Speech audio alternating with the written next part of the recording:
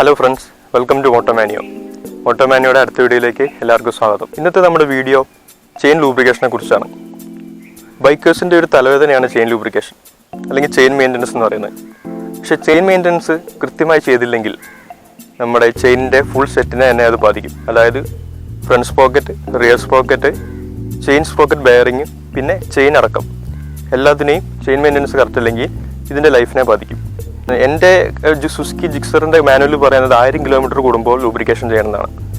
പക്ഷെ നമ്മുടെ കണ്ടീഷൻസ് വെച്ച് നോക്കുമ്പോൾ മിനിമം ഒരു 750 കിലോമീറ്ററെങ്കിലും ചെയ്യുന്നത് നല്ലതാണ്. നല്ല വൃത്തിക്ക് നോക്കുകയാണെന്നുണ്ടെങ്കിൽ കറക്റ്റ് മെയിൻ്റനൻസിൽ 500 കിലോമീറ്റർ കൂടുമ്പോൾ ക്ലീൻ ചെയ്ത് ലൂബ് ചെയ്യുന്നതാണ് നല്ലത്. അപ്പോൾ ഇന്നത്തെ വീഡിയോയിൽ ഞാൻ സെൻറ്റർ സ്റ്റാൻഡ് ഇല്ലാത്ത വണ്ടി എങ്ങനെ സിമ്പിളായിട്ട് ലിഫ്റ്റ് ചെയ്ത് കറക്റ്റായിട്ട് ചെയിൻ ലൂബ് ചെയ്യാമെന്ന് കാണിക്കാൻ വേണ്ടിയിട്ടാണ്. ഞാൻ R15 V2 ആണ്. ഞാൻ എൻ്റെ സുഹൃത്തിൻ്റെ വണ്ടിയാണിത്. ഇതിന് സെൻട്രൽ സ്റ്റാൻഡ് ഇല്ല. സെൻട്രൽ സ്റ്റാൻഡ് ഇല്ലാതെ കമ്പനികൾ വണ്ടികൾ ഇറക്കാൻ കാരണം ഈ ഗ്രൗണ്ട് ക്ലിയറൻസിൻ്റെ ഇഷ്യൂ ഉള്ളതുകൊണ്ടാണ്. നമ്മൾ ചെയിൻ ലൂബ്രിക്കേഷൻ ചെയ്യുമ്പോൾ ഏറ്റവും കൂടുതൽ ശ്രദ്ധിക്കേണ്ട ഒരു സേഫ്റ്റി ഇഷ്യൂ ആണ്. ഒരിക്കലും എഞ്ചിൻ ഓൺ ചെയ്ത് ഗിയർ ഇട്ട് ഒരിക്കലും ചെയിൻ ലൂബ്രിക്കേഷൻ ചെയ്യരുത്. കാരണം വളരെയധികം ആൾക്കാരുടെ വിരലുകൾ നഷ്ടപ്പെട്ടിട്ടുണ്ട് അങ്ങനെ ചെയ്തിട്ട്. ഈ വീഡിയോയിൽ ഞാൻ ഗ്ലൗസുകൾ ഉപയോഗിച്ചിട്ടില്ല. കാരണം എനിക്ക് ഇപ്പോൾ ഗ്ലൗസ് മേടിക്കാനുള്ളൊരു ഈ ലോക്ക്ഡൗൺ കാരണം പുറത്തു പോകാൻ പറ്റാത്തൊരു അവസ്ഥ കാരണമാണ് ഗ്ലൗസ് ഉപയോഗിക്കുന്നത്. അപ്പോൾ ശരിക്കും ഒരു ഇൻഡസ്ട്രിയൽ ഗ്ലൗസ് 2 വാങ്ങി, ഒരു പെയർ വാങ്ങി എപ്പോഴും കയ്യിൽ വെച്ച് അത് ഇങ്ങനത്തെ കാര്യങ്ങൾ ചെയ്യുമ്പോൾ ഗ്ലൗസ് യൂസ് ചെയ്തിട്ട് ചെയ്യുന്നതാണ് എപ്പോഴും നല്ലത്. അടുത്തായിട്ട് നിങ്ങൾക്ക് ഞാൻ കാണിച്ചു തരാൻ പോകുന്നത് ചെയിൻ മെയിൻ്റനൻസ് ചെയ്യുമ്പോൾ നമ്മൾ കയ്യിൽ കരുതേണ്ട ടൂൾസാണ്. അപ്പോൾ ഞാനിപ്പോൾ നിങ്ങൾക്ക് ചെയിൻ ലൂബ്രിക്കേഷന് വേണ്ടിയുള്ള സാധനങ്ങൾ പരിചയപ്പെടുത്താൻ പോവാണ്. ഇത് എൻ്റെ വീട്ടിലെ കാറിൻ്റെ ജാക്കിയാണ്. അപ്പോൾ നിങ്ങളുടെ കയ്യിൽ ഒരു ജാക്ക് ഇല്ലെങ്കിൽ ഏതെങ്കിലും ഒരു ഫ്രണ്ടിൻ്റെ അടുത്ത് നിന്ന് കടം മേടിക്കുക. ഇതൊരു മരക്കട്ട, ജാക്കിക്ക് വെക്കാനുള്ള മരക്കട്ടയാണ്. 2 കൈ കരുതുന്നതാണ് എപ്പോഴും നല്ലത്. അല്ലെങ്കിൽ ഒരു ഇഷ്ടികയോ എന്തായാലും മതി സപ്പോർട്ട് കൊടുക്കാൻ വേണ്ടിയിട്ട്. പിന്നെ ഇത് എൻജിൻ ഓയിലാണ്. ഇത് 20W40 ആണ്. ഏതെങ്കിലും ഗ്രേഡ് എൻജിൻ ഓയിൽ മതി. ശരിക്കും ഗിയർ ഓയിലാണ് ഇതിന് ഏറ്റവും നല്ലത്. ഇതാണ് ഞാൻ റെക്കമെൻഡ് ചെയ്യുന്ന ചീപ്പ് ക്ലീനിങ് ഫ്ലൂയിഡ്.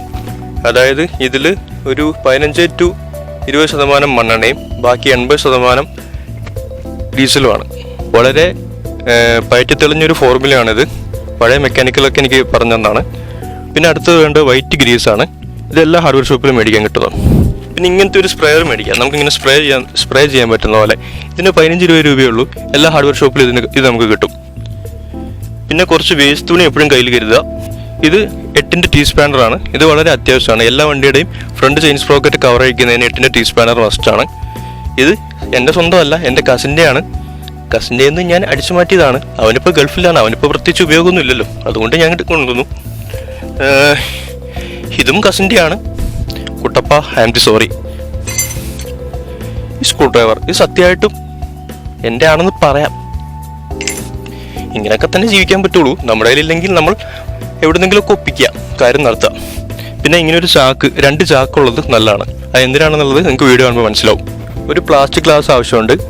അത് ലൂബ്രിക്കേഷൻ പ്രിപ്പറേഷന് പ്ലാസ്റ്റിക് ഗ്ലാസ് തന്നെ വേണമെന്നില്ല. എന്തെങ്കിലും ഒരു മിക്സ് ചെയ്യാൻ വേണ്ടിയിട്ട് ഒരു പാത്രം എടുക്കുക. പിന്നെ ഒരു പഴയ ടൂത്ത് ബ്രഷ് വളരെ അത്യാവശ്യമാണ്. ഇത്ര ഐറ്റംസ് ഉണ്ടെങ്കിൽ നമുക്ക് ചെയിൻ ലൂബ്രിക്കേഷൻ ചെയ്യാം സിമ്പിളായിട്ട് വീട്ടിൽ തന്നെ. സെൻട്രൽ സ്റ്റാൻഡ് ഇല്ലാത്ത വണ്ടിയാണെങ്കിൽ ഒരു ഫ്രണ്ടിൻ്റെയും കൂടെ ആവശ്യമുണ്ട് ഈ ലിസ്റ്റിൽ. ഒരാൾ സപ്പോർട്ടിന് വേണം എന്തായാലും, അല്ലാണ്ട് നമുക്കിത് ലിഫ്റ്റ് ചെയ്യാൻ പറ്റില്ല. ആദ്യം നടുഭാഗത്തൊരു മരക്കട്ട വെച്ച ശേഷം ജാക്കി എടുത്തതിൻ്റെ ഒത്ത നടുവിൽ വെക്കുക. എന്നിട്ട് മെല്ലെ മെല്ലെ ജാക്കി ലോഡ് ചെയ്യുക. ലോഡ് ചെയ്യുന്ന ഭാഗത്ത് വണ്ടിക്ക് ഡാമേജ് ആവാത്ത സ്ഥലത്ത് വേണം ലോഡ് ചെയ്യാൻ. അതിനുശേഷം ലിവർ എടുത്തിട്ട് ജാക്കി മെല്ലെ ലിഫ്റ്റ് ചെയ്യാം. എന്നിട്ട് നമ്മുടെ അടുത്തുള്ള കൂട്ടുകാരനെ വിളിച്ച് അപ്പുറത്ത് നിർത്തുക. വണ്ടി കൂട്ടുകാരനെ കൊണ്ട് ഉയർത്തുക. എന്നിട്ട് മെല്ലെ ലിഫ്റ്റ് ചെയ്യുക. എന്നിട്ട് നമ്മുടെ കയ്യിൽ ഇഷ്ടിക എടുത്ത് സൈഡ് സ്റ്റാൻഡിൻ്റെ അടിയിൽ വെക്കുക. എന്നിട്ട് വണ്ടി സ്റ്റേബിളായിട്ട് നിൽക്കുന്നവരെ വണ്ടി പൊക്കുക. ഇതോടെ പണി കഴിഞ്ഞു. വണ്ടി ലിഫ്റ്റ് ചെയ്യുന്ന പണി കഴിഞ്ഞു എന്നാട്ടോ പറഞ്ഞത്. അടുത്തായിട്ട് കുട്ടപ്പൻ്റെ 8mm ടീ സ്പാനർ ഉപയോഗിച്ച് ഫ്രണ്ട് സ്പ്രോക്കറ്റിൻ്റെ കവർ അഴിക്കുക. അതിന് 2 സ്ക്രൂവേ അഴിക്കേണ്ട ആവശ്യമുള്ളൂ. ഈ മുകളിലത്തെ താഴത്തെ സ്ക്രൂ അഴിച്ചിട്ട് ഞാൻ ആ പണി കഴിഞ്ഞു. എന്നിട്ട് ചെയിൻ കവർ എടുത്തിട്ട് അതിൻ്റെ ഉള്ളിൽ നല്ല ചെളി ഉണ്ടാവും. ചെളിയല്ല, ഗ്രീസും ഓയിലിൻ്റെ, പഴയ ഗ്രീസിൻ്റെ ഓയിലിൻ്റെ മിക്സ് ഉണ്ടാവും. അത് സ്ക്രൂ ഡ്രൈവർ ഉപയോഗിച്ച് ചുരണ്ടി കളഞ്ഞ് ഡീസൽ ഉപയോഗിച്ച് സ്പ്രേ ചെയ്ത് നമ്മുടെ ക്ലീനിങ് ഫ്ലൂയിഡ് ഉപയോഗിച്ച് സ്പ്രേ ചെയ്ത് തുടച്ച് വൃത്തിയാക്കി എടുക്കുക.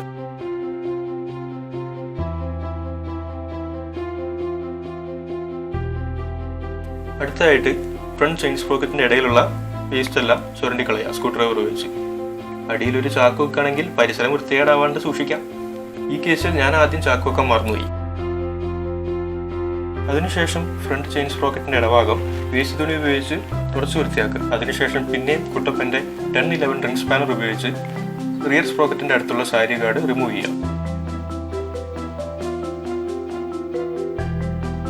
അടുത്തത് ക്ലീനിങ് സെക്ഷനാണ്. അതിനായിട്ട് നമ്മുടെ ഹോം മെയ്ഡ് ക്ലീനിങ് ഫ്ലൂയിഡ് ഉപയോഗിക്കാം. അതിന് മുമ്പ് ഒരു ചാക്ക് എടുത്ത് ഇടയിൽ വെക്കുക. എന്നാൽ ഡീസൽ അപ്പുറത്തോട്ട് തെറിക്കാണ്ട് നമുക്ക് സൂക്ഷിക്കാം. എന്നിട്ട് നല്ലപോലെ ലാവിഷായിട്ട് ഡീസൽ മൊത്തം ചെയിനിൽ അടിച്ചുവിടുക. ഒട്ടും കുറയ്ക്കണ്ട, ലാവിഷായിക്കോട്ടെ, ചീപ്പല്ലേ. എന്നിട്ട് ഒരു ക്ലീൻ ടൂത്ത് ബ്രഷ് എടുത്ത് ചെയിൻ വൃത്തിയായിട്ട് ക്ലീൻ ചെയ്യുക.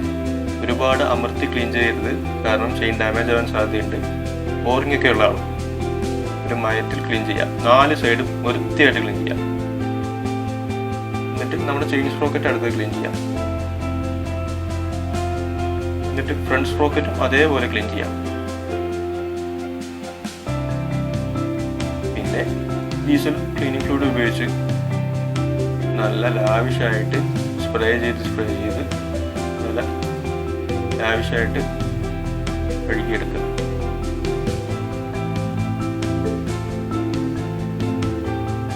കണ്ടില്ലേ ചെളി ചാടുന്നത്, ഗംഗാ നദി പോലെ.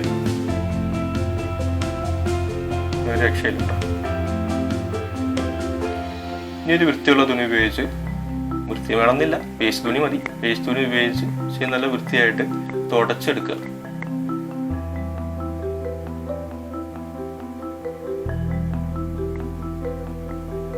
ചെയിൻ സ്പ്രോക്കറ്റും അതേപോലെ തുടച്ചെടുക്കുക. ഫ്രണ്ട് സ്പ്രോക്കറ്റും അതേപോലെ തുടച്ചെടുക്കുക. ഇപ്പൊ കണ്ട, ഇതാണ് ബിഫോർ ക്ലീനിങ് ചെയിനിന്റെ അവസ്ഥ. നല്ല പൊടിയും ചെളിയും പഴയ ലൂബിന്റെ എല്ലാം കൂടി ഒരു മിക്സ് ഉണ്ടായില്. ഇതേ കണ്ടോ, നല്ല പെട്ടിത്തിളങ്ങുന്ന ചെയിൻ. എന്റെ ഒറിജിനൽ കളർ ഇപ്പോഴാണ് പുറത്തു വന്നത്. ഇതിന്റെ ഇടയിൽ ചെയിനിന്റെ ടൈറ്റ്നസ് ഒന്ന് നോക്കാം. ഇതിപ്പോ കറക്റ്റ് ആണ്, ഒന്നും ചെയ്യേണ്ട ആവശ്യമില്ല. കറക്റ്റ് ക്ലിയറൻസാണ് കൊടുത്തിട്ടുള്ളത്.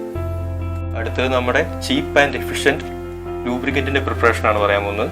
ഒരു പ്ലാസ്റ്റിക് കപ്പ് എടുത്തിട്ട് അതിലോട്ട് വൈറ്റ് ഗ്രീസ് ഇടുക, കുറച്ച് വൈറ്റ് ഗ്രീസ് ഇടുക.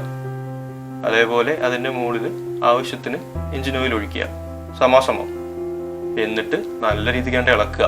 ഒരു 10-20 സെക്കൻഡ് നല്ല സ്പീഡിൽ മുട്ട കടയുന്ന പോലെ, തൈര് കടയുന്ന പോലെ നല്ലപോലെ അങ്ങോട്ട് മിക്സ് ചെയ്യുക. ഒരു പേസ്റ്റ് രൂപത്തിൽ നമുക്ക് കിട്ടണം. ഇതായിട്ട് നമ്മൾ ചെയിൻ ക്ലീൻ ചെയ്യാൻ ഉപയോഗിച്ച് ടൂത്ത് ബ്രഷ് ഡീസൽ അടിച്ച് വൃത്തിയാക്കി എടുക്കുക, തുണി ഉപയോഗിച്ച് തുടച്ച്.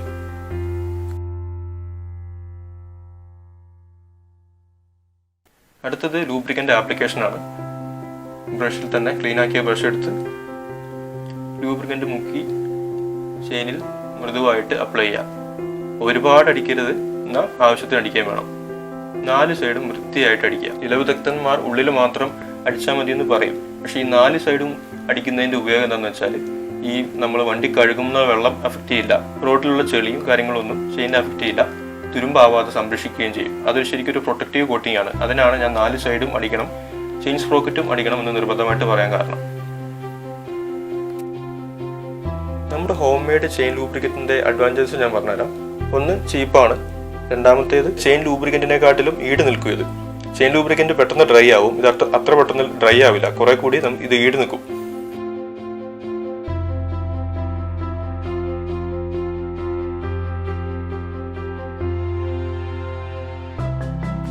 റിയർ സ്പ്രോക്കറ്റിന്റെ എല്ലാ ടീത്തിലും അതേപോലെ ഫ്രണ്ട് സ്പ്രോക്കറ്റിന്റെ എല്ലാ ടീത്തിലും ലൂബ്രിക്കന്റ് ആവശ്യത്തിന് അപ്ലൈ ചെയ്യാം. ഒരുപാട് ആയി കഴിഞ്ഞാൽ വണ്ടി റണ്ണിങ്ങിൽ എല്ലായിടത്തും തെറിക്കും എന്നുള്ളൊരു പ്രശ്നമുണ്ട്. ഇത് വാക്സ് ലൂബ്രിക്കന്റ് ആയതുകൊണ്ട് തെറിക്കുന്നത് വളരെ കുറവായിരിക്കും എന്തായാലും. അപ്പോൾ നമ്മുടെ ലൂബ്രിക്കേഷൻ പ്രോസസ്സ് കഴിഞ്ഞു. ഇനി സാരി ഗാർഡ് തിരിച്ച് ഫിറ്റ് ചെയ്യാം. ഫ്രണ്ടിലെ ചെയിൻ സ്പ്രോക്കറ്റ് കവറും തിരിച്ച് ഫിറ്റ് ചെയ്യാം. എനിക്ക് ചെറുതായിട്ട് വിയർപ്പിന്റെ അസുഖമുണ്ട്, അത് ഈ ചൂടിൻ്റെയാണ്. വിയർപ്പിന്റെ അസുഖം എന്ന് ഉദ്ദേശിച്ച് പണിയെടുക്കാനുള്ള മടിയല്ല കേട്ടോ, പെട്ടെന്ന് വേർക്കും, നല്ലപോലെ വെള്ളം കുടിക്കുന്നുണ്ടെന്ന് തോന്നുന്നു.